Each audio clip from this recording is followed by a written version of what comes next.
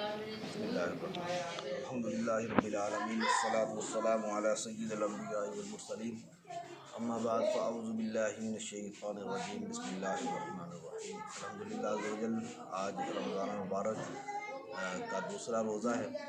رمضان المبارک کے روزے مسلمانوں پر فرض کیے گئے ہیں۔ اللہ عز وجل ارشاد فرماتا ہے کتب علیکم الصیام، اے ایمان والو تم پر اس ماہ مقدس کے روزے فرض کیے گئے۔ لیکن کچھ افراد ایسے ہیں کہ جن کو اس مہینے میں روزے نہ رکھنے کی رعایت بھی ہے، یعنی وہ رعایت یہ ہے کہ وہ بعد میں پورے کر سکتے ہیں کسی گنتی کو۔ ان میں ایک شخص ہے بیمار آدمی اگر اس مہینے میں روزہ نہ رکھنا چاہے تو اس کو اجازت ہے۔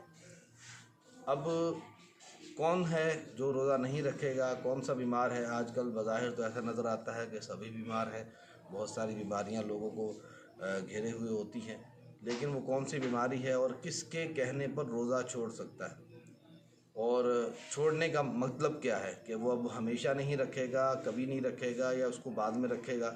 اس کو انشاءاللہ ہم آج سنیں گے۔ پہلا تو بیمار آدمی روزہ چھوڑ سکتا ہے، لیکن کس کے کہنے پر؟ طبیب حاذق یعنی ماہر ترین ڈاکٹر جو ہوتا ہے، اگر وہ کسی بیماری کی وجہ سے مریض کو یہ مشورہ دے کہ آپ روزہ نہ رکھیں ورنہ آپ کو نقصان ہوگا، مرض بڑھ جائے گا، یا جان کے جانے کا اندیشہ ہوگا، یا بہت دیر سے صحیح ہوگا، یا اور جانی نقصان کے علاوہ کوئی جسمانی نقصان ہو جائے گا، ایسی صورت میں مریض روزہ چھوڑ سکتا ہے۔ اب طبیب حاذق آج کے دور میں اگر ہم دیکھیں تو کون ہے؟ آج کے دور میں MBBS جو ڈاکٹر ہوتا ہے اس کو طبیب حاذق یعنی ماہر ترین طبیب ڈاکٹر نہیں کہا جا سکتا، بلکہ وہ شخص جس نے FCPS کیا ہو تو اس کو اس فیلڈ کا ماہر کہا جاتا ہے، اس فیلڈ کا اس کو ماہر ترین ڈاکٹر شمار کیا جاتا ہے۔ تو آج کل جیسے شوگر کے امراض ہیں، دل کے امراض ہیں، بلڈ پریشر ہائی کے امراض ہیں، ان امراض میں بعض اوقات روزہ رکھنا مریض کو نقصان ہوتا ہے۔ تو اب ایسا مریض جس کو FCPS ڈاکٹر یہ ریکمینڈ کرے کہ آپ روزہ نہ رکھیں ورنہ آپ مزید بیمار ہو جائیں گے، یا آپ کو ایسا مرض لاحق ہو جائے گا جو بہت دیر سے صحیح ہوگا، یا آپ کے مرض میں اضافہ ہو جائے گا، یا خدا نخواستہ جان کے جانے کا اندیشہ ہوگا، تو ایسے مریض کے لیے رعایت ہے کہ وہ اس ماہ مقدس کے مہینے کے اندر روزہ نہ رکھے۔ اب اس کے لیے حکم یہ ہے کہ جب ماہ مقدس یعنی رمضان المبارک کا مہینہ گزر جائے تو اس کے بعد وہ اپنے اس روزوں کی قضا کرے گا۔ مریض کو روزہ بالکل معاف نہیں ہے، روزہ اس مہینے میں نہ رکھنے کی اجازت ہے۔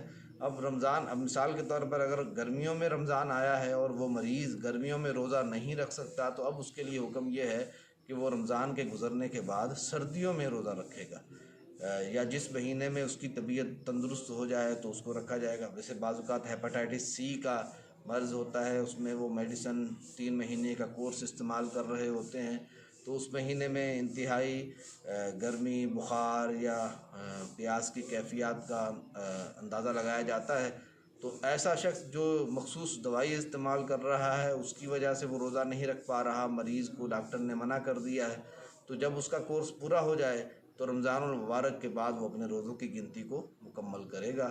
تو یہ ہے مریض کے بارے میں حکم۔ اس طرح مریض روزہ چھوڑ سکتا ہے، لیکن عام طور پر لوگ سمجھتے ہیں کہ مریض کا چھوڑنے کا مطلب یہ ہے کہ اب وہ رکھے گا ہی نہیں، اس مہینے میں بھی نہیں رکھے گا اور آگے بھی نہیں رکھے گا۔